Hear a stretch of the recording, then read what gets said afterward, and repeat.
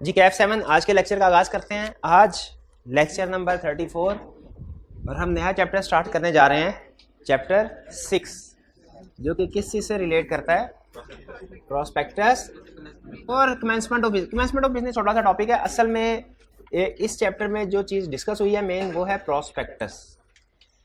Previous topic में हमने share capital के बारे में स्टडी किया कि share capital company authorise memorandum में रजिस्टर करवाती है। उसके बाद उसके हवाले से कुछ कंसेप्ट्स हमने सीखे, अल्ट्रेशन किस तरीके से हो सकती है, ऑथोराइज शेयर कैपिटल क्या होता है, issued share capital, paid up share capital वगैरह वगैरह। ये चैप्टर बेसिकली कनेक्टेड है प्रीवियस चैप्टर के साथ। प्रीवियस चैप्टर में हमने शेयर कैपिटल के बारे में स्टडी किया। इस चैप्टर में हम ये डिस्कस करने जा रहे हैं कि अगर एक कंपनी शेयर को इशू करना चाहती है, एक कंपनी शेयर्स को इशू करना चाहती है, तो वो इशू करने का प्रोसीजर क्या होगा, इस चैप्टर में हम वो प्रोसीजर स्टडी करेंगे। ठीक है, इशूड शेयर कैपिटल को बढ़ाने के लिए, जैसे फॉर एग्जांपल हो सकता है कि कंपनी फर्स्ट टाइम इनकॉर्पोरेट हुई है और वो जनरल पब्लिक को फर्स्ट टाइम शेयर इशू करना चाहती है, उसके लिए भी सेम प्रोसीजर है। और अगर हो सकता है कि बाद में कभी उसे जरूरत पड़े तो वो किस तरीके से प्रोस्पेक्टस इशू करेगी, सॉरी किस तरीके से शेयर्स को इशू करेगी, या डिबेंचर्स को भी इशू कर सकते हैं ना, शेयर्स और डिबेंचर्स दोनों के लिए कंसेप्ट। तो स्टार्ट करते हैं। सबसे पहले तो ये चीज ध्यान में रखिए कि लॉ ये कहता है, बेसिक रिक्वायरमेंट, कि जब कभी कोई भी कंपनी सिक्योरिटीज इशू करना चाहती है, क्या चीज इशू करना चाहती है, securities plural form, securities issue करना चाहती, सिक्योरिटी नहीं, आपको पता था सिक्योरिटी और सिक्योरिटीज में फर्क है। सिक्योरिटी का मतलब क्या होता है, जमानत के तौर पे कोई चीज रखवाना। इस चैप्टर में हम सिक्योरिटी अगले किसी चैप्टर में पढ़ेंगे, सिक्योरिटी के बारे में भी स्टडी करेंगे, लेकिन इस चैप्टर में नहीं। इस चैप्टर में हम किस बारे में स्टडी कर रहे हैं, सिक्योरिटीज का मतलब क्या होता है, शेयर्स एंड डिबेंचर का कलेक्टिव नेम होता है सिक्योरिटीज। आपको याद होगा फर्स्ट टाइम आपने ये टर्म पढ़ी थी प्राइवेट कंपनी की डेफिनेशन में, एक company which by its articles restricts the number to 50, और फिर क्या था, restrict the right to transfer its shares और prohibits invitation to general public to subscribe for its securities. Securities में शेयर्स भी आ जाते हैं और डिबेंचर्स भी आ जाते हैं। ठीक है, तो जो लॉ की रिक्वायरमेंट है वो ये कि कोई एक ही कंपनी जब भी सिक्योरिटीज इशू करना चाहे, चाहे ये सिक्योरिटीज शेयर्स की फॉर्म में हो या डिबेंचर की फॉर्म में, दो ऑप्शंस होती हैं, दो ऑप्शंस। एक ऑप्शन ये है कि वो बगैर किसी एडवर्टीजमेंट किए, बगैर किसी जनरल पब्लिक को इन्फॉर्म किए, अपने क्लोज फैमिली मेंबर, रिलेटिव्स वगैरह के थ्रू शेयर्स को इशू कर दिया जाए।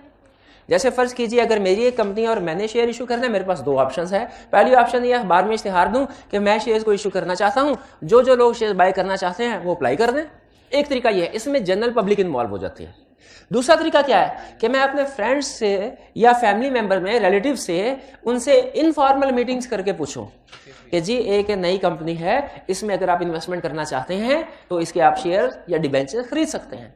ये दो डिफरेंट मेथड है। जो पहले वाला मेथड है ना, जिसमें जनरल पब्लिक को इन्वॉल्व किया जाता है, जनरल पब्लिक को इनवाइट किया जाता है, जनरल पब्लिक को ऑफर किया जाता है, इसे लीगल लैंग्वेज में कहते हैं पब्लिक इशू, पब्लिक इशू। और जो दूसरा मेथड है जिसमें जनरल पब्लिक को इन्वॉल्व नहीं किया जाता बल्कि relative, friend and family members को ऑफर किया जाता है, इसे कहते हैं प्राइवेट इशू या प्राइवेट प्लेसमेंट। लॉ क्या कहता है, लॉ कहता है, जब ये दोनों में फर्क समझा देता है ना, उसके बाद लॉ ये कहता है कि अगर आप पब्लिक इशू करना चाहते हैं तो आपको प्रोस्पेक्टस इशू करना पड़ेगा, और अगर प्राइवेट प्लेसमेंट या प्राइवेट इशू के जरिए से सिक्योरिटीज इशू करना चाहते हैं, जनरल पब्लिक को इन्वॉल्व नहीं कर, तो प्रोस्पेक्टस की जरूरत नहीं है। हमने कहा प्रोस्पेक्टस क्या है, उसने कहा प्रोस्पेक्टस है एक ऐसी डॉक्यूमेंट जिसमें कंपनी, उसकी मैनेजमेंट, उसके बिजनेस के बारे में हर वो इंफॉर्मेशन होती है जो इन्वेस्टर्स को जानना जरूरी है इन्वेस्टमेंट का डिसीजन करने से पहले, ताकि वो देख ले कि जो इन्वेस्टमेंट, जो वो पैसे इन्वेस्ट करने जा रहा है वो सेफ हैंड्स में है भी कि नहीं। यह है प्रोस्पेक्टस। कहता है जब आप जनरल पब्लिक को सिक्योरिटीज इशू करते हैं ना, उस वक्त तो प्रोस्पेक्टस की जरूरत है, लेकिन प्राइवेट प्लेसमेंट के वक्त प्रोस्पेक्टस की जरूरत नहीं। क्यों? क्योंकि जो आपके फ्रेंड एंड फैमिली मेंबर है वो बड़ी आसानी के साथ जो भी इंफॉर्मेशन चाहिए आपसे पूछ सकते हैं। आप इजीली उनकी एक्सेस में हैं, वो आपसे कॉन्टैक्ट करके हर इंफॉर्मेशन ले सकते हैं जो भी इन्वेस्टमेंट के लिए जरूरी है। लेकिन आप जनरल पब्लिक को ऑफर करते हैं तो जनरल पब्लिक में हर बंदा इस पोजीशन में नहीं है कि आपको अप्रोच कर सके, आपको कॉन्टैक्ट कर सके और उसे जो भी इंफॉर्मेशन चाहिए इन्वेस्टमेंट का डिसीजन करने से पहले वो आपसे मांग सके। इसीलिए आपने करना क्या है, जब कभी पब्लिक इशू करने लगे, आप जनरल पब्लिक को सिक्योरिटीज इशू करने लगे, आपने पहले से एक डॉक्यूमेंट प्रॉस्पेक्टस बना देना है जिसमें हर वो इंफॉर्मेशन होगी जो यूजर्स के, जो इन्वेस्टर्स के इन्वेस्टमेंट के डिसीजन के लिए रेलिवेंट है। फॉर एग्जांपल जैसे कंपनी का बिजनेस क्या है, कंपनी के डायरेक्टर्स कौन लोग हैं, वगैरह वगैरह। इस डॉक्यूमेंट को क्या कहते हैं, प्रॉस्पेक्टस। ये चैप्टर का जो मेजर पोर्शन है वो प्रॉस्पेक्टस के गिर्द घूमता है। तो मुझे बताइए, क्या आपको प्रॉस्पेक्टस के बारे में बेसिक अंडरस्टैंडिंग मिल गई कि प्रॉस्पेक्टस होता क्या है? ठीक है, आगे चलते हैं, इसी के बारे में अब स्टडी करते हैं। कहते हैं prospectus, what it is. Prospectus है क्या? कहते हैं प्रॉस्पेक्टस ऐसी डॉक्यूमेंट है जो कि ऑफर करती है, क्या ऑफर करती है, सिक्योरिटी। सिक्योरिटी से मुराद क्या है, शेयर या डिवेंचर। इसका मतलब है अगर एक कंपनी ने शेयर इशू करने हैं तब भी प्रॉस्पेक्टस इशू करेगी जनरल पब्लिक को, और अगर जनरल पब्लिक को डिवेंचर इशू करने हैं तब भी प्रॉस्पेक्टस इशू करेगी, ध्यान में रखिएगा। ठीक है, टू जनरल पब्लिक। ठीक है, एक स्टूडेंट कहने लगा सर अगर वो अपने फ्रेंड्स एंड फैमिली मेंबर में से किसी को सिक्योरिटीज इशू करता है तो फ्रेंड्स एंड फैमिली मेंबर में तो जनरल पब्लिक का हिस्सा है। देखिए, वो जनरल पब्लिक का इन हिस्सा जरूर है, लेकिन असल में वो जनरल पब्लिक नहीं है, क्योंकि जनरली शेयर इशू नहीं किए जा रहे, स्पेसिफिक पर्संस को किए जा रहे हैं, जिनको जो भी इंफॉर्मेशन चाहिए वो आपसे ले सकते हैं। और आपको मैंने कंपनी लॉ की एक बात बताई थी कि कंपनी लॉ का फोकस उन कंपनीज के ऊपर या उन ट्रांजैक्शन के ऊपर ज्यादा होता है जो कि जनरल पब्लिक से रिलेटेड होती है, क्योंकि कमीशन ये कहता है कि हमने जनरल पब्लिक का इंटरेस्ट जो है उसको प्रोटेक्ट करना है। और फिर वो ये कहता है कि हर वो डॉक्यूमेंट जो जनरल पब्लिक को सिक्योरिटीज ऑफर करे हम उसे प्रॉस्पेक्टस कहेंगे। हर वो डॉक्यूमेंट जो जनरल पब्लिक को सिक्योरिटीज इशू करने के लिए पब्लिश की जाए हम उसे प्रॉस्पेक्टस कहेंगे, चाहे आप उसका नाम कुछ भी रख लें। ठीक है, उसका नाम कुछ भी रख लें, कोई नोटिस कह लें, कुछ भी कह लें, इससे फर्क नहीं पड़ता। प्रॉस्पेक्टस समझ आ गया क्या है? अच्छा, क्या चीज प्रॉस्पेक्टस नहीं है ये सुन लें। अगर फर्ज कीजिए कोई डॉक्यूमेंट इशू करता है बैंक, किस लिए, वो जनरल पब्लिक को इनवाइट कर सके कि आप मेरे अकाउंट में आके पैसे जमा करवाएं। आप देखते होंगे बाज़ औक़ात अखबार खोला, उसके ऊपर आखिरी पेज के ऊपर तकरीबन क्वार्टर साइज की एक एडवर्टीजमेंट आती है, फॉर एग्जांपल हबीब बैंक की तरफ से, कि आप हमारे इस अकाउंट में पैसे जमा करवाएं, इस पे आपको ये रेट ऑफ इंटरेस्ट मिलेगा। समटाइम ऐसे होता है ना, आपने एडवर्टीजमेंट शायद अखबार में पढ़ी, बैंक्स की तरफ से खास तौर पर आती हैं। क्वेश्चन मेरा यह है कि क्या वो एडवर्टीजमेंट वो प्रॉस्पेक्टस है? अगर देखा जाए तो वो प्रॉस्पेक्टस की डेफिनेशन पे पूरा उतरती है। वो कैसे? वो एक डॉक्यूमेंट है जो कि जनरल पब्लिक से पैसे इकट्ठे करने के लिए इशू की गई है, लेकिन लॉ कहता है कि ऐसी इनविटेशन, इसको हम प्रॉस्पेक्टस नहीं मानेंगे। जो कोई भी बैंक या non banking finance company, non banking finance company कौन सी होती है? फाइनेंस कंपनीज ऐसी कंपनीज को कहते हैं जो पैसों में डील करती हैं। इसकी दो बड़ी टाइप्स होती हैं, बैंक्स और non banking finance companies. Bank और नॉन, ये दोनों एक मिलते जुलते होते हैं। जैसे आप यूं समझ लीजिए कि इंश्योरेंस कंपनीज हैं, वो भी तो पैसों में डील करती है। इन्वेस्टमेंट कंपनीज है, वो भी पैसों में डील करती हैं। तो वो, लेकिन वो आपका चेकबुक इशू नहीं करती आपको, इसीलिए वो फाइनेंस कंपनी तो है। फाइनेंस कंपनी मीन ऐसी कंपनी जो पैसों में डील करे, लेकिन वो बैंक नहीं है, नॉन बैंक। लेकिन नेचर ऑफ बिजनेस बैंक्स और नॉन बैंक फाइनेंस कंपनी दोनों का एक जैसा होता है। क्या? पब्लिक, जनरल पब्लिक से पैसों का लेन देन करते हैं। ठीक है, कुछ फर्दर टर्म्स डिफरेंट होती है इनकी, लेकिन तो बैंक और नॉन बैंक फाइनेंस कंपनी के बारे में लॉ ये कहता है इनका तो रूटीन का यही काम है। जैसे एक बैंक है, बैंक की एग्जांपल ध्यान में रखें, ये एक्सेप्शन समझने के लिए। बैंक का तो रूटीन का काम है जनरल पब्लिक से उसने पैसे इकट्ठे करने। तो क्या वो जब कभी जनरल पब्लिक को इनवाइट करेगा हर उस डॉक्यूमेंट को हम प्रॉस्पेक्टस कहेंगे? नहीं। असल में प्रॉस्पेक्टस जब इशू करना, पहले तो सबसे पहले वो ये कहता है डिसाइड कर लो कौन सी डॉक्यूमेंट प्रॉस्पेक्टस है, कौन सी नहीं है। और जो डॉक्यूमेंट प्रॉस्पेक्टस है ना, उसके लिए फिर लंबे चौड़े प्रोसीजर्स होते हैं, अप्रूवल्स होती हैं, लंबी चौड़ी रिक्वायरमेंट्स हैं। तो उन्होंने कहा जी अगर बैंक क्या तो रूटीन का काम है, वो तो ये एडवर्टीजमेंट इशू करते ही रहते हैं, अगर इसको हमने प्रॉस्पेक्टस कह दिया तो फिर प्रॉस्पेक्टस की सारी रिक्वायरमेंट्स इन्होंने पूरी करनी होगी, जो इनके लिए बहुत मुश्किल होगा। तो इसीलिए उन्होंने कहा कि अगर कोई बैंक या non banking finance company general public को इनवाइट करे कि आइए हमारे अकाउंट में पैसे जमा करवाइए, सेविंग अकाउंट में, डिपॉजिट अकाउंट में, किसी भी अकाउंट में, तो वो हालांकि जनरल पब्लिक से पैसे इकट्ठे कर रहा है, लेकिन इसको हम प्रॉस्पेक्टस नहीं कहेंगे, ये प्रॉस्पेक्टस नहीं है। क्लियर होगी ये बात? इसका मतलब है ये बैंक्स ने और नॉन बैंकिंग फाइनेंस कंपनीज ने तो सुकून का सांस लिया, उन्होंने कहा जी इसका भाई ठीक, हाँ लेकिन अगर ये अपने शेयर्स इशू करे ना तो वो फिर प्रॉस्पेक्टस हो जाएगा। ये रीनेचर के जो डिपॉजिट्स होते हैं या सर्टिफिकेट ऑफ डिपॉजिट भी इशू करते हैं, ठीक है, जो तो किसी भी कंटेक्स्ट में जनरल पब्लिक से पैसे मांग रहे हो ना शेयर्स के अलावा, अपने ही शेयर्स इशू करने के अलावा, वो कहता है वो प्रॉस्पेक्टस नहीं होगा। Exception clear? अच्छा मुझे बताइए, एक पब्लिक कंपनी है, वो जनरल पब्लिक को शेयर इशू करना चाहती है, क्या प्रॉस्पेक्टस रिक्वायर्ड है? एक पब्लिक कंपनी है, वो जनरल पब्लिक को डिबेंचर इशू करना चाहते हैं, प्रॉस्पेक्टस रिक्वायर्ड है? एक पब्लिक कंपनी है, वो अपने डायरेक्टर्स को, सिर्फ अपने डायरेक्टर्स को शेयर इशू करना चाहते हैं, प्रॉस्पेक्टस रिक्वायर्ड है? नहीं। अच्छा एक प्राइवेट कंपनी है, वो जनरल पब्लिक को शेयर इशू करना चाहते हैं, हाँ वो कर ही नहीं सकते, शाबाश। प्राइवेट कंपनी के केस में तो प्रॉस्पेक्टस का कंसेप्ट है ही इररिलेवेंट, प्राइवेट कंपनी की किताबों में कभी भी प्रॉस्पेक्टस का लफ्ज नहीं आएगा, क्लियर? सिर्फ पब्लिक कंपनी की बुक्स में आएगा, और वो भी कब? जब वो जनरल पब्लिक को शेयर इशू करने लगेगी तब। तो अब प्रॉस्पेक्टस समझ आ गया आपको किसको कहते हैं? अच्छा आगे चलते हैं, प्रॉस्पेक्टस का पर्पस क्या है? कहते हैं प्रॉस्पेक्टस है एक ऐसी डॉक्यूमेंट जिसमें एक पब्लिक कंपनी, कौन सी कंपनी? प्राइवेट कंपनी नहीं लिखा हुआ, क्यों नहीं लिखा हुआ ये भी आपने बता दिया। प्राइवेट कंपनी तो कभी जनरल पब्लिक को पाबंदी है, उसके ऊपर डेफिनेशन में पाबंदी लगी हुई है उसको। तो पब्लिक कंपनी जब अपनी सिक्योरिटीज ऑफर करती है जनरल पब्लिक को, तो क्या इशू करते हैं? प्रॉस्पेक्टस। प्रॉस्पेक्टस का पर्पस क्या होता है? कि पब्लिक कंपनी जनरल पब्लिक से पैसे इकट्ठे करे, ठीक है। लेकिन वो कहता है ये तब रिक्वायर्ड होगा जब जनरल पब्लिक को सिक्योरिटीज इशू की जा रही है। अगर सिक्योरिटीज इशू की जानी है प्राइवेट प्लेसमेंट के जरिए से, तो फिर प्रॉस्पेक्टस रिक्वायर्ड। कंपनी ने अपने डिबेंचर इशू करने हैं, एक बैंक ने कहा कि आप जितने भी डिबेंचर्स हैं मुझे इशू कर दे, मैं खरीदता हूं। क्या डिबेंचर्स इशू करने के लिए प्रॉस्पेक्टस की जरूरत है? नहीं है। क्यों जरूरत नहीं है? जनरल पब्लिक को ऑफर किए नहीं जा रहे, प्राइवेट एक इंडिविजुअल इन्वेस्टर को शेयर इशू किए जा रहे हैं, तो इसमें प्रॉस्पेक्टस की जरूरत नहीं है। नेक्स्ट, अच्छा प्रॉस्पेक्टस क्या है ये पता चल गया। प्रॉस्पेक्टस के कंटेंट्स क्या हैं, इसमें क्या इंफॉर्मेशन होती है? इसमें प्रॉस्पेक्टस में क्या है? प्रॉस्पेक्टस में याद रखें हर वो इंफॉर्मेशन होती है जो इन्वेस्टमेंट के डिसीजन के लिए रेलिवेंट है, ठीक है, जो इन्वेस्टमेंट के डिसीजन के लिए रेलिवेंट है। प्रैक्टिक अब ये हमारे सिलेबस में नहीं है हिस्सा, लेकिन आपको एडिशनल कंसेप्ट के तौर पर बता रहा हूं। प्रैक्टिकली एससीसीपी ने एक लिस्ट बनाई हुई है कि जब कभी आपने प्रॉस्पेक्टस इशू करना है तो आपके प्रॉस्पेक्टस में ये इंफॉर्मेशन होनी चाहिए।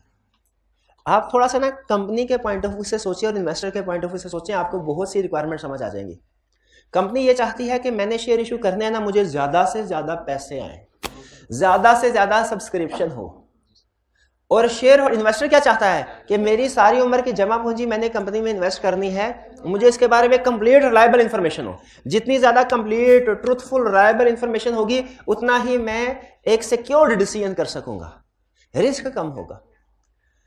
अब दोनों पार्टीज को यह पता है कि जो डिसीजन करना है ना वो प्रॉस्पेक्टस की बेस पे करना है। तो खुद सोचे कंपनी बनके आप चाहेंगे कि नहीं इस प्रॉस्पेक्टस में डंडी मारे? हाँ बिल्कुल। अच्छा, दो तरह के मिस स्टेटमेंट प्रॉस्पेक्टस में हो सकते हैं। एक तो ये कि कोई पॉजिटिव इंफॉर्मेशन आप बढ़ा चढ़ा के गलत तरीके से बयान कर दें अपनी कंपनी के बारे में, पॉजिटिव इंफॉर्मेशन जो कि सही नहीं है उसको इंक्लूड कर दें प्रॉस्पेक्टस में। दूसरा तरीका क्या है? आपकी कंपनी के बारे में जो नेगेटिव इंफॉर्मेशन है उसे इंक्लूड ही ना करें, उसे इंक्लूड ही ना करें। एक तीसरा तरीका भी है, क्या?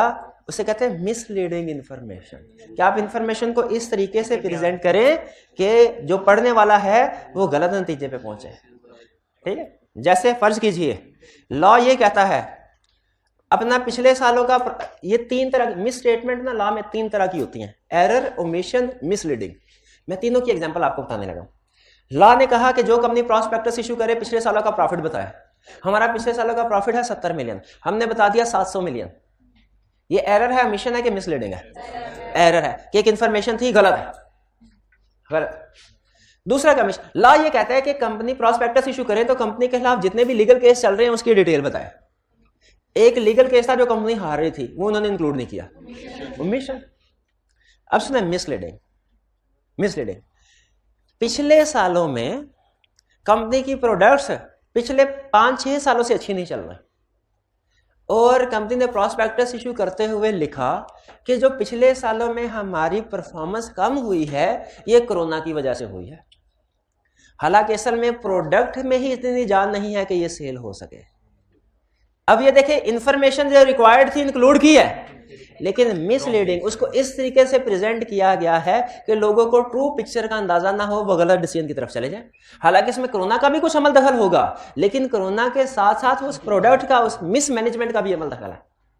लेकिन इंफॉर्मेशन को इस तरीके से प्रेजेंट किया गया कि लोग ये समझे बाकी कोरोना का मसला है, आज कोरोना तो खत्म हो गया, आगे कंपनी खूब प्रॉफिट कमाएगी।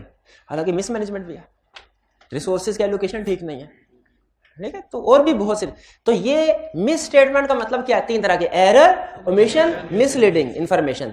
इन तीनों में फर्क समझ आ गया आपको?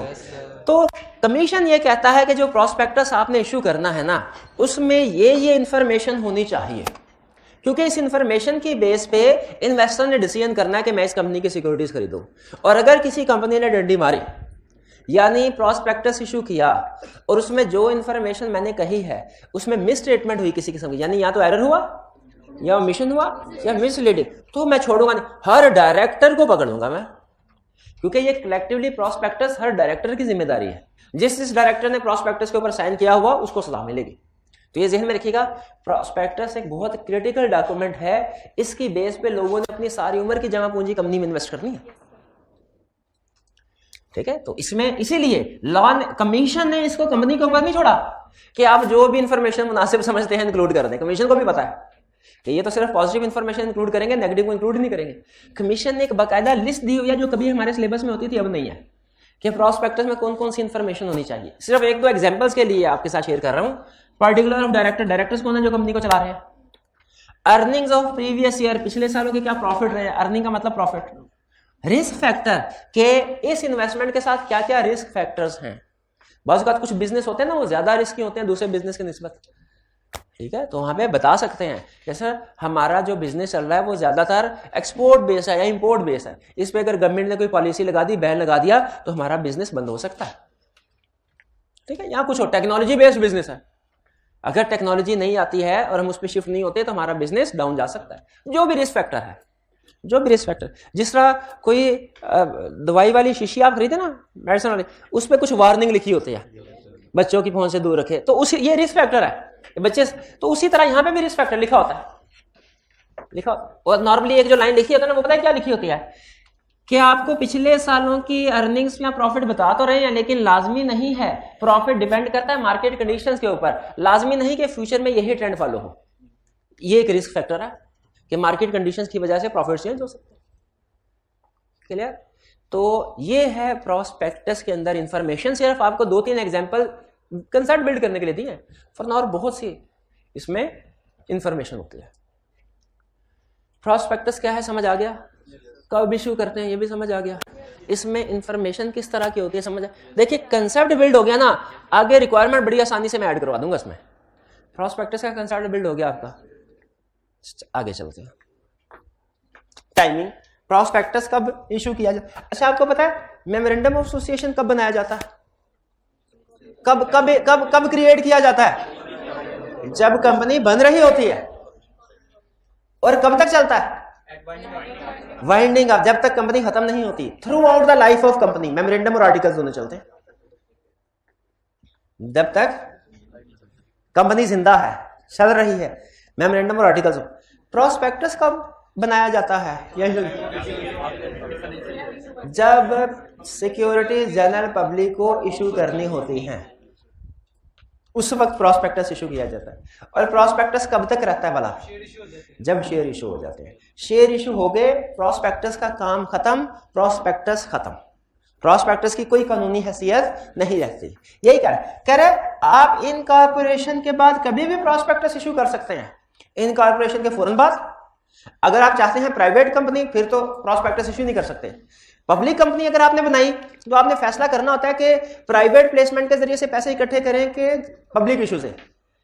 अगर प्राइवेट प्लेसमेंट तो फिर भी प्रॉस्पेक्टस की जरूरत नहीं, और अगर पब्लिक इशू के जरिए से पैसे इकट्ठे करने हैं फिर और वो इनकॉर्पोरेशन के फौरन बात भी कर सकते हैं, ठीक है। जैसे कुछ प्रोमोटर्स या कुछ सब्सक्राइबर्स या कुछ मेंबर्स होते हैं, उन्होंने पहले से प्लान किया होता है हम ऐसी कंपनी बनाएंगे, स्टॉक एक्सचेंज में उसकी लिस्टिंग करवाएंगे और वो बड़ी कंपनीज में से एक कंपनी होगी।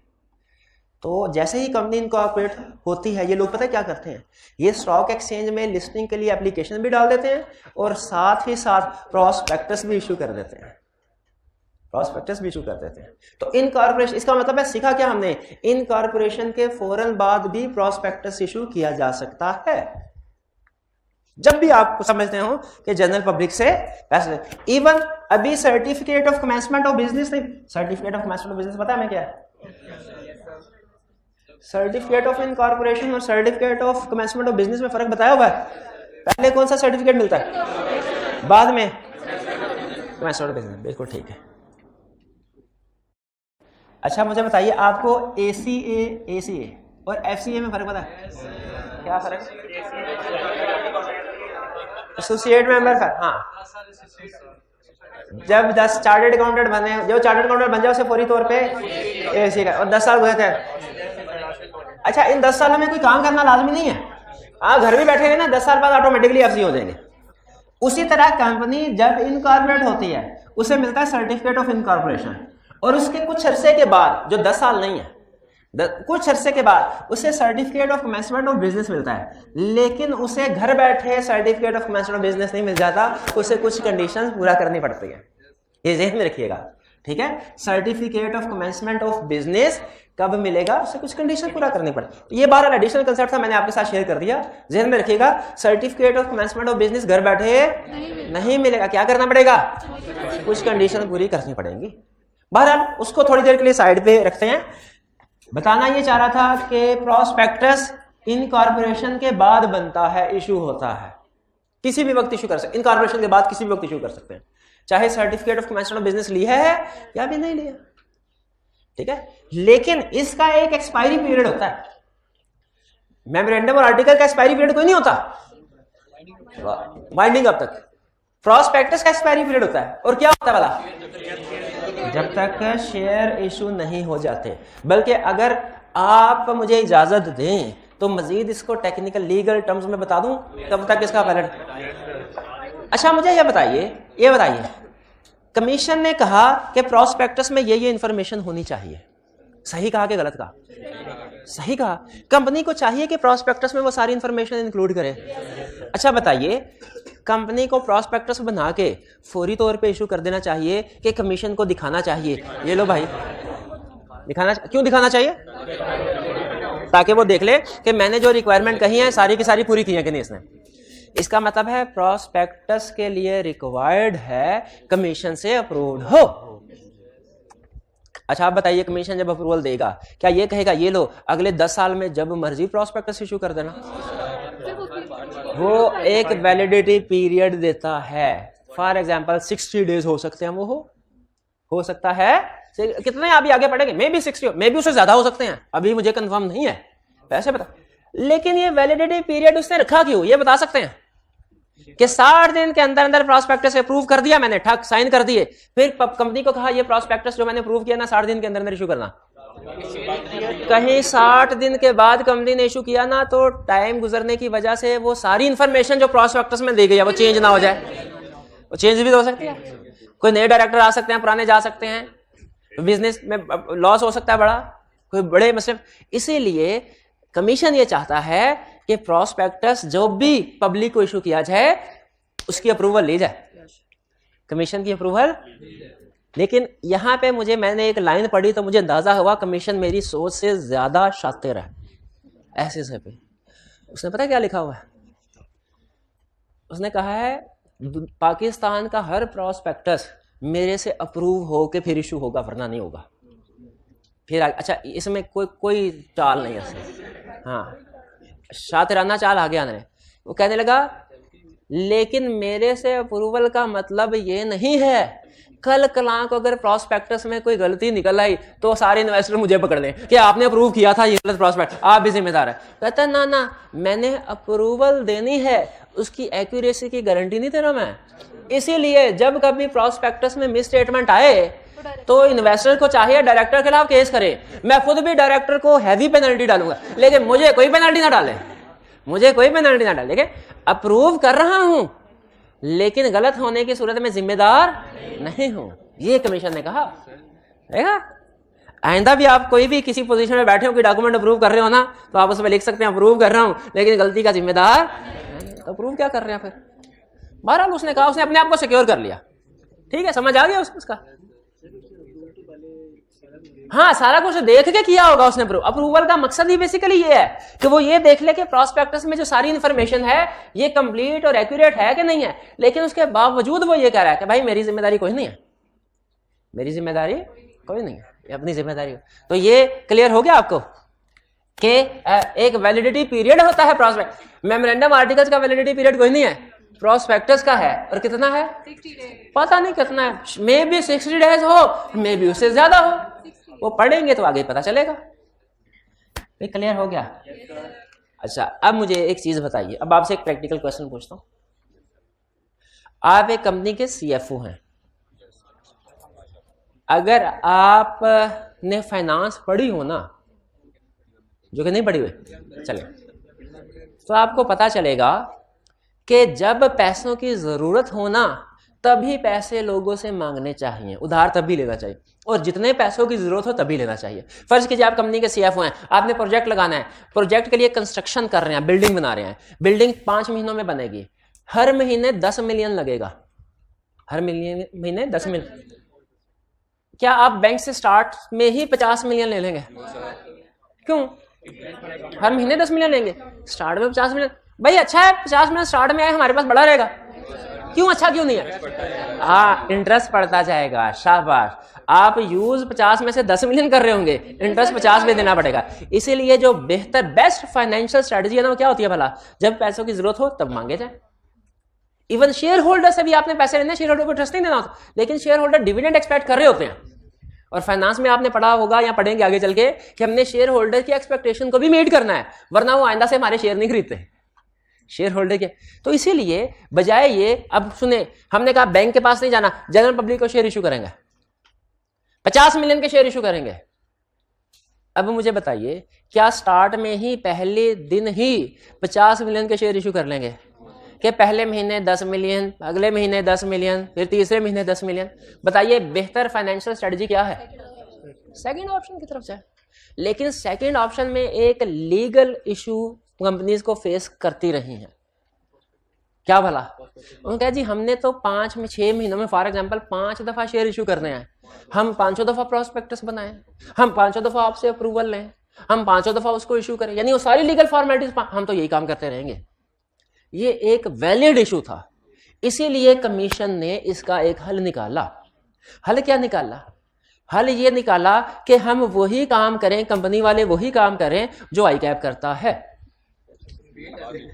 फेल नहीं करता, वो फेल तो करता ही है, और भी कई काम करता है। आईकैप क्या करता है? आईकैप करता है आपके किसी सब्जेक्ट की बुक पब्लिश की, बाद में, अच्छा मुझे जरा सोच के बताइए, बाद में जब कोई चैप्टर रिवाइज होता है, सप्लीमेंट इशू करता है। क्या आईकैप पूरी की पूरी बुक दोबारा इशू कर देता है? ना ना ना ना, आईकैप कहता है बाकी के चैप्टर्स तो वही के वही, ये चैप्टर नया, इसका सप्लीमेंट इशू कर दिया। उसे आईकैप नाम क्या देता है याद है? सप्लीमेंट। सप्लीमेंट, ठीक है। अब तो खैर कुछ मेरा ख्याल है कम हो गए सप्लीमेंट आने की तादाद, वरना 2-3 साल पहले तक वो तकरीबन हर सब्जेक्ट का कोई ना कोई सप्लीमेंट हर अटेम्प्ट में आया होता था। अब कम हो गया, लेकिन अभी भी सप्लीमेंट शायद हो, इस अटेम्प्ट में कोई में भी आ जाए, टैक्स का आ जाता होता है। चले बहरहाल, सप्लीमेंट का कंसेप्ट तो पता है ना आपको। कमीशन ने कहा वैसा ही काम करे जैसे आईकैप करता है। क्या अब आप गैस करिए क्या? कमीशन ने कहा फर्स्ट टाइम जो आप इशू कर रहे हैं, आपके पास 2 ऑप्शन है। पहली ऑप्शन तो ये है कि आप हर दफा रेगुलर प्रॉस्पेक्टस इशू करें, हर दफा रेगुलर प्रॉस्पेक्टस इशू करें, लेकिन अगर यानी हर दफा नए सिरे से इशू करें, ये भी ऑप्शन है। अगर आप ये करना चाहें कर सकते हैं। लेकिन अगर आपने वन टाइम इशू करना होता है ना, यानी एक ही दफा आपने 50 मिलियन पैसा इकट्ठा करना है, रेगुलर इशू। लेकिन अगर आप मल्टीपल इश्यूज करना चाहते हैं, सिक्योरिटीज को मल्टीपल टाइम्स इशू करना चाहते हैं with in a specified time, for example 6 महीने में, वो 1 साल भी हो सकता है। अगर आपने 1 साल के अंदर 6 दफा सिक्योरिटीज इशू करनी है, मल्टीपल इशू, मल्टीपल के ऊपर फोकस कीजिए, मल्टीपल समझ आ रहे हैं? तो आप क्या करें, फर्स्ट टाइम तो पूरे का पूरा प्रॉस्पेक्टस इशू करें, जिसे कहते हैं शेल्फ प्रॉस्पेक्टस। शेल्फ, उसे नाम दे दिया शेल्फ प्रॉस्पेक्टस। और फिर उसके बाद 2 महीने बाद जब दोबारा सिक्योरिटीज इशू करनी हो तो पहले देखें क्या शेल्फ, अच्छा शेल्फ प्रॉस्पेक्टस में ना उसके ऊपर वैलिडिटी पीरियड होता है, और ये वैलिडिटी पीरियड रेगुलर प्रॉस्पेक्टस में भी वैलिडिटी पीरियड होता है, शेल्फ प्रॉस्पेक्टस में भी वैलिडिटी पीरियड होगा, और ये नॉर्मली 60 डेज से ज्यादा का होता है, 1 साल। ये डिपेंड करता है कि आपने मल्टीपल जो इशू करते हैं वो कितने कितने अरसे के बाद करने हैं। अगर आपका प्रोजेक्ट 1 साल का है, 1 साल में आपने 5-6 दफा सिक्योरिटीज को इशू करना है, तो इसका वैलिडिटी पीरियड क्या होगा, वरना नॉर्मल क्या होता है 60 डेज। तो यहां पे शेल्फ प्रॉस्पेक्टस इशू करें, 2 महीने बाद जब दोबारा प्रॉस्पेक्टस सिक्योरिटीज इकट्ठी करने की जरूरत पेश आए तो आप सोचें क्या पिछले प्रॉस्पेक्टस के निस्बत अब इन 2 महीनों में क्या कोई चेंज आया है सिलेबस में? क्या कोई प्रॉस्पेक्टस में इंफॉर्मेशन जो उसमें चेंज आया? प्रॉस्पेक्टस में था डायरेक्टर से डिटेल बताओ, डायरेक्टर में चेंज आया। प्रॉस्पेक्टस में कहा था मेजर कॉन्ट्रैक्ट बताओ, कोई मेजर कॉन्ट्रैक्ट में चेंज आया। प्रॉस्पेक्टस ने कहा था लीगल केसेस बताओ, क्या कोई लीगल केस नया आया? देखें, अगर तो कोई चेंज ना आए तो ऐसे ही मजीद यही प्रॉस्पेक्टस अप्लाई होगा, और इसी के अंडर आप दूसरी दफा भी शेयर्स इशू कर सकते हैं। अगर कोई चेंज आया है सप्लीमेंट में याद रखें पूरे के पूरी इंफॉर्मेशन नहीं होगी, इसमें सिर्फ वही इंफॉर्मेशन होगी जो अपडेट हुई है, जो रिवाइज हुई है, जो न्यू है। मतलब समझ आया? तो एक होता है रेगुलर प्रॉस्पेक्टस जिसको सिर्फ प्रॉस्पेक्टस कहते हैं, और एक होता है शेल्फ प्रॉस्पेक्टस, दोनों में फर्क है। मल्टीपल इश्यूज करने हो अगर आपने एक स्पेसिफाइड पीरियड में, शेल्फ प्रॉस्पेक्टस, और शेल्फ प्रॉस्पेक्टस के साथ ही दूसरा कंसेप्ट भी अटैच है सप्लीमेंट का। भी समझ आ गया? प्रॉस्पेक्टस और शेल्फ प्रॉस्पेक्टस में फर्क समझ आ गया, और शेल्फ प्रॉस्पेक्टस और सप्लीमेंट में क्या रिलेशनशिप है ये भी समझ आ गया। चले, अब ये कंसेप्ट हमारा कंप्लीट हो गया। अब ये आगे कंसेप्ट यूज नहीं होगा, ये कंसेप्ट आगे यूज नहीं होगा, ये सिर्फ इतना ही था। यहां तक क्लियर? आगे चलें। ये सारे छोटे छोटे कंसेप्ट थे। अब आपके सामने जो कंसेप्ट मैं शेयर करने जा रहा हूं वो हमारे इस पूरे चैप्टर की समरी कह लें, बल्कि समरी क्या, पूरा आधे से ज्यादा चैप्टर यहां पे आपके सामने डिस्प्ले हुआ है। ये जो सारी इंफॉर्मेशन है आपके एग्जाम पॉइंट ऑफ व्यू से पूरे चैप्टर में सबसे ज्यादा अहम इंफॉर्मेशन है। इस एक बोर्ड के ऊपर जो इंफॉर्मेशन डिस्प्ले की गई है ना, एक पिछले समझ लीजिए कि 10 सालों में इस एक पेज सफे में जो बोर्ड में इंफॉर्मेशन है इसमें कोई 30-40 क्वेश्चन उसने टेस्ट किए होंगे इस इंफॉर्मेशन से जो आपके सामने प्रेजेंट की गई है। ठीक है, यानी प्रॉस्पेक्टस एक अहम पार्ट टॉपिक है हमारे सिलेबस, और तकरीबन हर अटेम्प्ट में इसमें से कुछ ना कुछ क्वेश्चन जरूर पूछता है। ठीक है, इसके साथ अगर एक्सपर्ट वाली बात भी मिला लेना जो हमने इसके बाद पढ़नी है, तो फिर तो समझ लीजिए कि मैं आपसे ये कहूंगा इन 2 टॉपिक्स में से लाजमी है इस दफा क्वेश्चन पूछेगा, इनमें से किसी एक टॉपिक में से। यहाँ प्रॉस्पेक्टस ये जो आपके सामने, या इसके बाद एक्सपर्ट वाला लर्निंग ऑब्जेक्टिव हमने पढ़ना, लाजमी पूछेगा क्वेश्चन। स्टार्ट करें? क्या स्टार्ट करने लगे? प्रोसीजर। किस चीज का प्रोसीजर? प्रॉस्पेक्टस को इश्यू करने का प्रोसीजर। अच्छा, लफ्ज इशुएंस लॉ यूज करता है, लेकिन मुझे पसंद है लफ्ज इशू। इशू में और इशुएंस में सिर्फ एक ही फर्क है, हाँ, एएनसी। इशुएंस मुश्किल लफ्ज है और इशू आसान है, तो जहां कहीं इशुएंस का लफ्ज हो आप उसकी बजाय सिर्फ इशू का वर्ड भी बोल। Procedure for issue of prospectus issue करने का प्रोसीजर क्या है? Step number 1, board of director decide करते हैं क्या कि हमने शेयर इशू करने हैं जनरल पब्लिक को। ये तो आपको पता है हर बड़ा डिसीजन पहले डायरेक्टर्स करते हैं, फिर उसके बाद देखा जाता है कि क्या जनरल मीटिंग की अप्रूवल की जरूरत है कि नहीं। फिर डायरेक्टर्स क्या करते हैं? प्रॉस्पेक्टस प्रिपेयर करते हैं। पहले डिसीजन किया जनरल पब्लिक को शेयर इशू करते हैं, फिर क्या किया? प्रॉस्पेक्टस। फिर आपको पता है प्रॉस्पेक्टस कौन प्रिपेयर करता है? डायरेक्टर्स, और डायरेक्टर के साथ साथ कभी कोई एक्सपर्ट भी इन्वॉल्व हो जाता है। अब डायरेक्टर्स तो आपको पता है कौन लोग होते हैं, एक्सपर्ट कौन होते हैं? जो एक्सपर्ट हो किसी फील्ड में, अपनी रेलिवेंट फील्ड में। जैसे कंपनी के खिलाफ लीगल केसेस सोच के बताइए, क्या ये बताना चाहिए कि नहीं कि एक्सपेक्टेड आउटकम क्या है? क्या ये डायरेक्टर खुद बना देंगे, बता देंगे? इसके लिए क्या करना पड़ेगा? कोई लॉयर इस फील्ड का एक्सपर्ट है ना। अगर डायरेक्टर कहे कि हम ये केस जीत जाएंगे, ये ज्यादा रिलायबल इंफॉर्मेशन है कि कोई लॉयर कहे।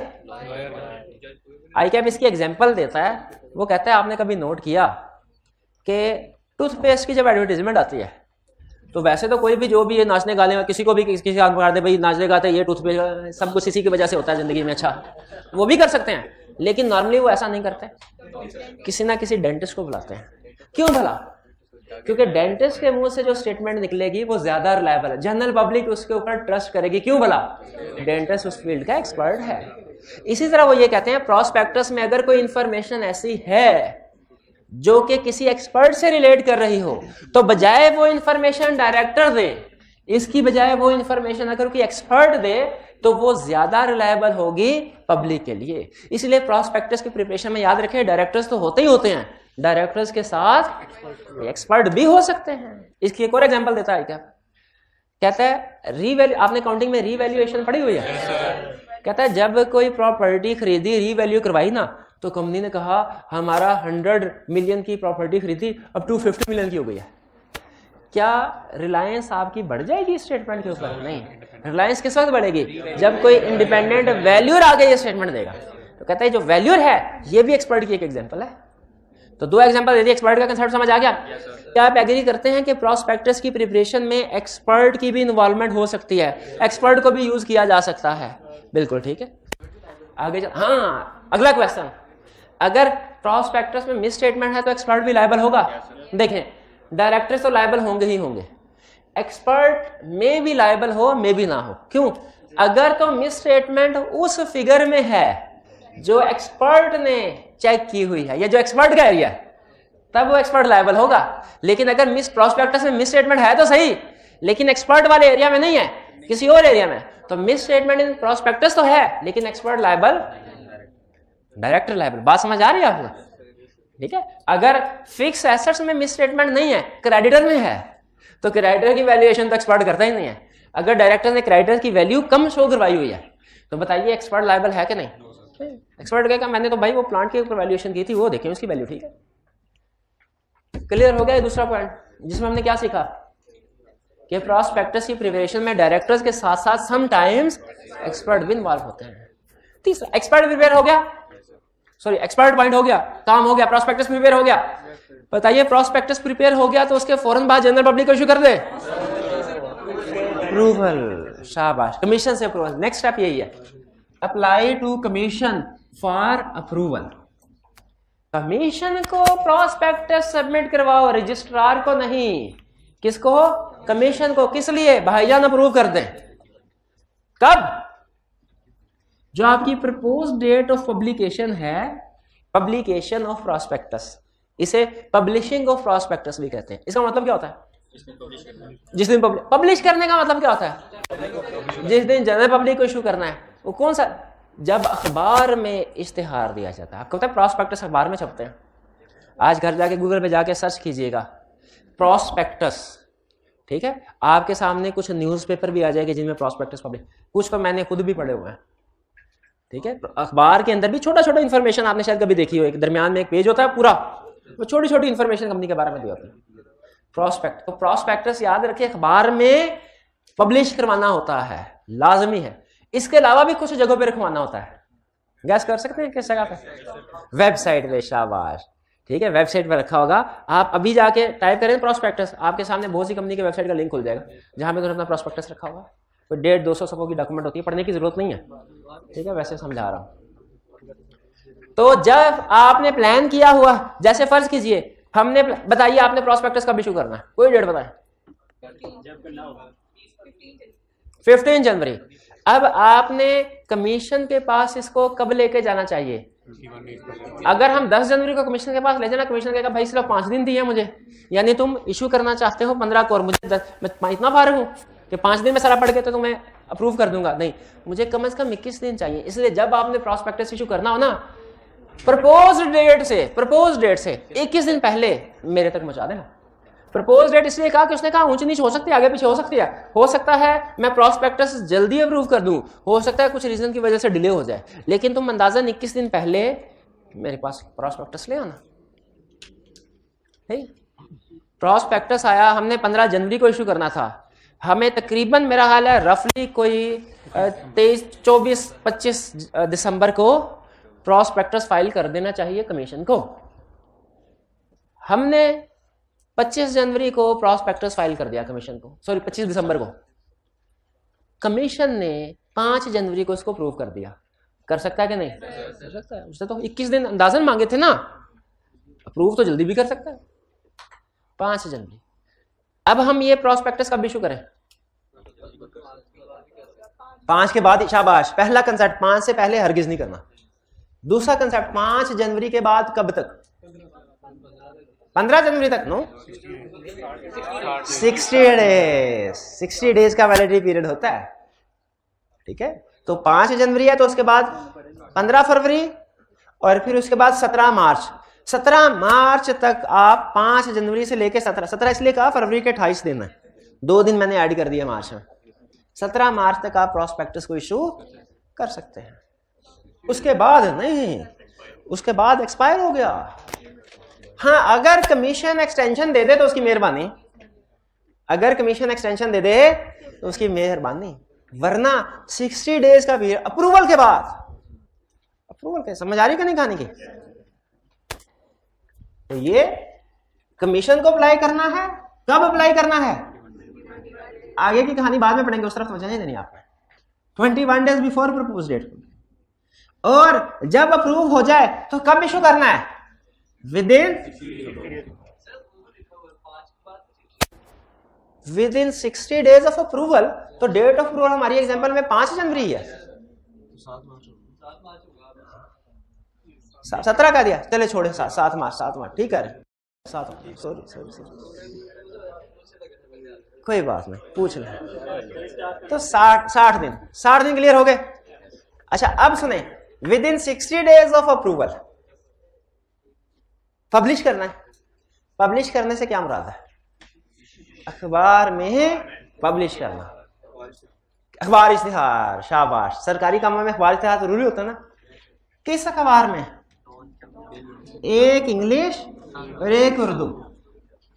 एक इंग्लिश एक उर्दू, जो कि वाइड सर्कुलेशन हो। जिसकी वाइड सर्कुलेशन से क्या मुराद है? जो पाकिस्तान के बड़े बड़े शहरों में छपता हो। बता सकते कौन सा अखबार छपता? डॉन। इंग्लिश में डॉन, द न्यूज, और उर्दू के एक दो अखबार, नवाए वक्त, जंग। बिल्कुल ठीक है। तो ये नेशन वाइड। अच्छा, एक नया अखबार भी आपने सुना है? नया अखबार नाम दोपहर को छपता है। दोपहर को छपता है, वो सिर्फ लाहौर में छपता है मेरा ख्याल है, और उसमें जीबो गरीब किस्म की खबरें होती हैं। जो नेट पे होती है ना खबरें, वो बना चढ़ा के, उसकी नेशन वाइड सर्कुलेशन। या कुछ अखबार ऐसे होते हैं उनकी लिमिटेड सर्कुलेशन है, वो सिर्फ एक शहर तक पब्लिशिंग करते हैं। ठीक है, तो यहाँ पे बात क्या हो रही है? किन अखबारों की हो रही है? नेशन वाइड या वाइड सर्कुलेशन हो जिनकी। एक इंग्लिश एक डेली हो, वीकली ना हो। आपको पता है कुछ वीकली अखबार भी होते हैं। कौन से? मैगजीन्स वगैरह। हाँ जी, वो नहीं, डेली न्यूज़पेपर। एक इंग्लिश और उर्दू। और उर्दू वाला बोल रहा हूँ, इंग्लिश वाला नहीं। और उसका मतलब है यहाँ इंग्लिश या उर्दू, ये नहीं कंसेप्ट। इंग्लिश में भी उर्दू में भी। ठीक है, डेली न्यूज़पेपर फुल फॉर्म में या एब्रिज्ड फॉर्म। एब्रिज क्या होती है? समराइज्ड। अगर आप प्रॉस्पेक्टस को सर्च करेंगे ना, वो 150-200 सफ़ों की डॉक्यूमेंट होती है। 150-200 सफ़ा की डॉक्यूमेंट किसी अखबार में सारी की सारी एज इट इज छप सकती है।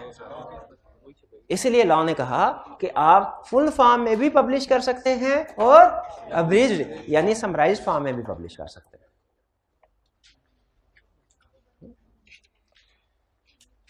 अखबार में पब्लिश कर दिया काफी है, या प्रॉस्पेक्टस को अखबार के साथ साथ कुछ और जगहों पे भी अवेलेबल करना चाहिए?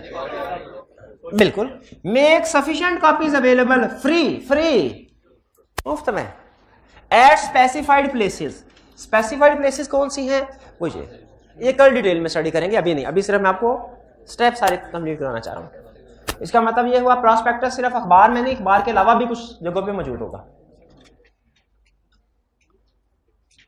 और जब प्रॉस्पेक्टस इशू कर दिया फिर क्या करना, पब्लिक सब्सक्रिप्शन, पब्लिक सब्सक्राइब करेंगे, पब्लिक से पैसों की वसूली शुरू करेंगे।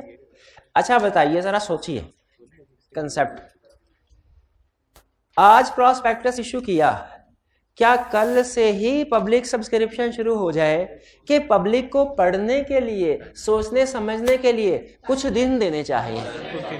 कुछ दिन देने चाहिए भाई, कम से कम 7 दिन तो देने चाहिए ना। 150 सफ़े की डॉक्यूमेंट है, पढ़ते पढ़ते 7 दिन तो लग जाएंगे, लग जाएंगे कि नहीं लग जाएंगे? ठीक है, तो हमें 7 दिन तो देने चाहिए।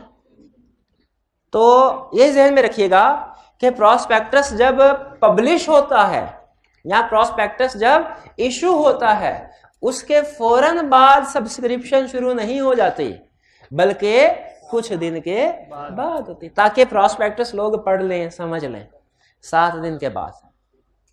ठीक है, पब्लिक सब्सक्रिप्शन कब होगी, किसके 7 दिन के बाद? इश्यूएंस ऑफ प्रॉस्पेक्टस के। क्लियर हुआ? चलिए, ये सारे स्टेप्स हमने पढ़ लिए। अब आपने इधर बोर्ड की तरफ नहीं देखना और मुझे बताना है कि प्रॉस्पेक्टस इशू होने के स्टेप्स क्या क्या होते हैं। जी मेरे भाई आप बताइए, कहानी शुरू कहाँ से होती है प्रॉस्पेक्टस इशू करने वाली? सबसे पहले डायरेक्टर्स डिसाइड करेंगे कि हमने प्रॉस्पेक्टस इशू करना है, जनरल पब्लिक को शेयर इशू करने हैं। स्टेप नंबर 2 पे क्या होगा? डायरेक्टर ने फैसला कर लिया, फिर क्या होगा? प्रॉस्पेक्टस को प्रिपेयर किया जाएगा। अप्रूवल बहुत में है कि पहले प्रिपेयर तो कर लो। प्रॉस्पेक्टस प्रिपेयर कौन कौन लोग करेंगे? डायरेक्टर, और अगर जरूरत पड़े तो एक्सपर्ट भी। प्रॉस्पेक्टस प्रिपेयर हो गया, अब क्या होना है? अब कमीशन को अप्लाई करेंगे अप्रूवल के लिए। ठीक है, अप्रूवल के लिए। अच्छा मुझे बताइए, जब अप्रूवल के लिए अप्लाई करेंगे तो कितने दिन पहले, प्रपोज डेट ऑफ पब्लिकेशन से कितने दिन पहले कमीशन? पहले। अब कमीशन इसकी अप्रूवल देगा तो वैलिडिटी पीरियड कितना है? 60 डेज। 60 डेज के अंदर अंदर कंपनी क्या करना है? प्रॉस्पेक्टस को पब्लिश करना है। अच्छा, पब्लिश कहाँ करना है? 1 Urdu, 1 English, daily newspaper, in full और अब्रिज्ड फॉर्म। और पब्लिश करने के कितने दिन बाद सब्सक्रिप्शन स्टार्ट करनी है? 7 दिन बाद। ये स्टेप सारे क्लियर हो गए। आज घर जाके आपने ये स्टेप कंप्लीट करने हैं। देखिए, ये स्टेप समझना जरूरी है, इसलिए कि सम टाइम वो क्वेश्चन यहां से पूछ लेगा, सम टाइम यहां से पूछ लेगा, सम टाइम यहां से और सम टाइम यहां से। तो जब तक आपको क्लियर नहीं ना होगा कि कौन सा स्टेप किस जगह पे आके परफॉर्म हो रहा है, आप उसकी रिक्वायरमेंट को सही तरीके से नहीं समझ पाएंगे। इसलिए आज के दिन जो आपने सबसे अहम काम करना है ना कंपनी लॉ में, वो क्या करना है? ये स्टेप जो प्रॉस्पेक्टस इशू करने के स्टेप्स है ना, ये याद करने हैं। क्लियर? चलिए, आज का लेक्चर यहाँ पे हम खत्म करते हैं। अल्लाह हाफिज।